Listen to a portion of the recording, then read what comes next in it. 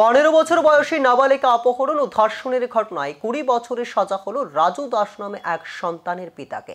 42 বছর বয়সী রাজু দাস, যার বাড়ি বিলুনিয়া থানাধীন ঈশান চন্দ্রনগর এলাকায়, এই ঘটনাটি ঘটিয়েছিল 2021 সালের 28 ফেব্রুয়ারি।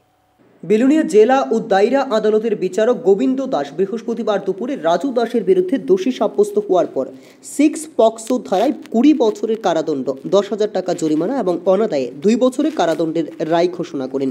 ঘটনার বর্ণনা অনুযায়ী রাজু দাসের সঙ্গে নাবালিকার পরিচয় হয়েছিল মামার বাড়িতে। এরপর চোত্তাখোলা বাজারে উৎসব উপলক্ষে নাবালিকাকে অপহরণ করে নিয়ে যায় রাজু। নাবালিকার পরিবার অনেক খোঁজাখুঁজির পর রাজনগর পিয়ারবাড়ি থানাতে মামলা দায়ের করে। বিলুনিয়া থানার পুলিশ তল্লাশি চালিয়ে রাজু দাস সহ নাবালিকাকে উদ্ধার করে থানায় নিয়ে আসে। নাবালিকাকে পরিবারের হাতে তুলে দেওয়ার পর রাজু দাসের বিরুদ্ধে অপহরণ ও ধর্ষণের মামলা নথিভুক্ত হয়।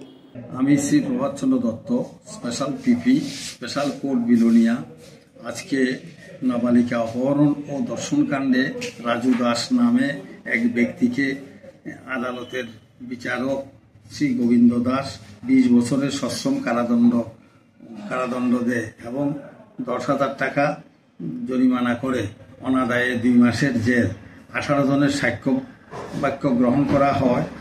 6 পক্সো ধারায় এই রায় দেন।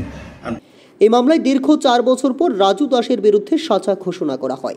সরকারি পক্ষ থেকে মামলাটি পরিচালনা করেন স্পেশাল পিপি প্রভাতচন্দ্র দত্ত।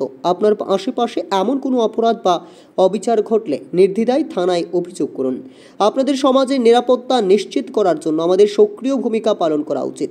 নাবালিকা ও নারীদের বিরুদ্ধে সহিংসতা এবং শোষণ রোধে সকলকে সচেতন হতে হবে এবং আইনের প্রতি শ্রদ্ধাশীল থাকতে হবে।